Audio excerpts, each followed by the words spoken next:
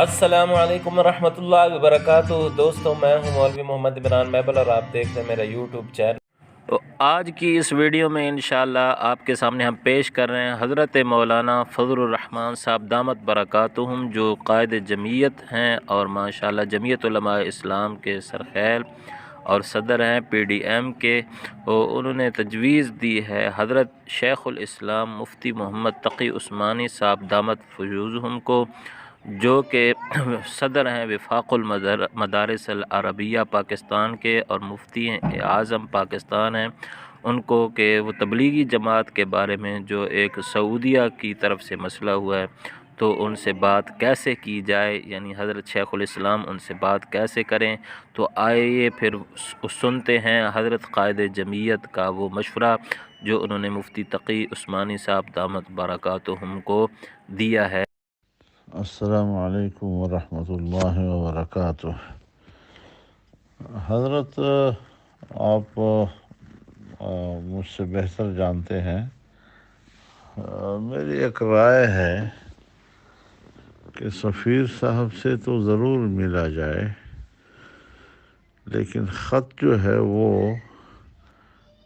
خادم الحرمین الشریفین کے نام پر لکھا جائے اور سفیر کے حوالے کیا جائے، پھر وہ وہاں تک جو خط کی رسائی کا راستہ ہے پھر یہ ان کی ذمہ داری ہوتی ہے۔ لیکن اس میں بڑے اچھا انداز جس میں دوستی، تعلق اور خیرخواہی ظاہر ہوتی ہو کہ بہرحال اس وقت امت کی وحدت کی ضرورت ہے، اور ان حالات میں پوری امت مسلمہ کی نظریں جو ہیں وہ سعودی عرب اور اس کی قیادت کی طرف ہوتی ہیں۔ تو ایسے حالات میں ہم یہ توقع رکھتے ہیں کہ آپ کو امت کو مجتمع کرنے کی فکر مندی ہوگی اور آپ اس کے لیے اپنے مساعی میں مصروف ہوں گے۔ لیکن حال ہی میں جو وزارت حج یا حج کی طرف سے یا مدنی وزارت مذہبی امور کی طرف سے تبلیغی جماعت کے حوالے سے جو ائمہ کو ہدایات دی گئی ہیں اور ان کے خلاف تقریروں کا، تو ظاہر ہے کہ اس کا ایک منفی اثر پوری دنیا میں پھیلا ہے، اور دنیا میں آپ کے جو محبین ہیں، آپ کی جو حمایت کرنے والے لوگ ہیں، تنظیمیں ہیں، انہیں بھی کافی مشکلات کا سامنا کرنا پڑ رہا ہے۔ تو ہم توقع رکھیں گے کہ آپ کو اس پوری صورتحال کا ادراک ہوگا، اور ہم اس پر دوبارہ نظر ثانی کی ضرورت ہے تاکہ جو دنیا کا اعتماد آپ کی قیادت پر اور خادم الحرمین الشریفین کی حیثیت سے آپ پر ہے تو وہ بحال رہے، اس میں اور تقویت ملے وغیرہ وغیرہ۔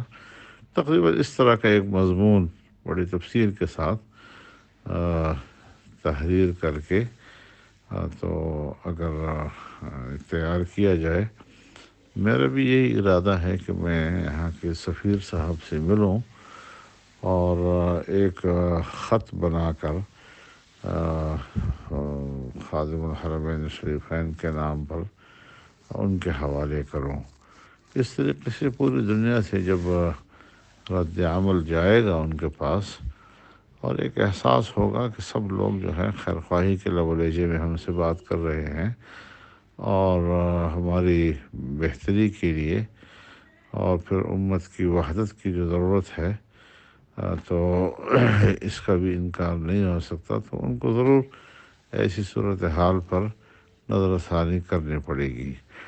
باقی ذاتی طور پر میرا یہ خیال ہے کہ وزیر مذہبی امور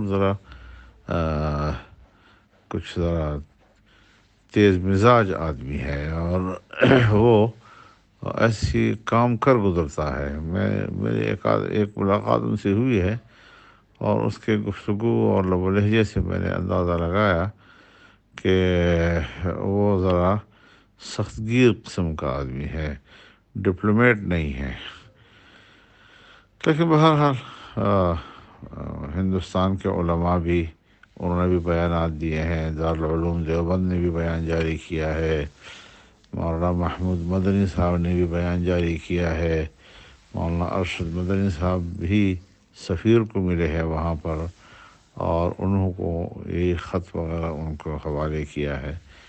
تو یہ بہتر انداز ہے جس میں کوئی زیادہ تنقید بھی نہیں ہوگی، بلکہ ان کو متوجہ کیا جا سکے گا خیر خواہی کے الفاظ اور لب و لہجے کے ساتھ، تاکہ اس کا ازالہ کیا جا سکے۔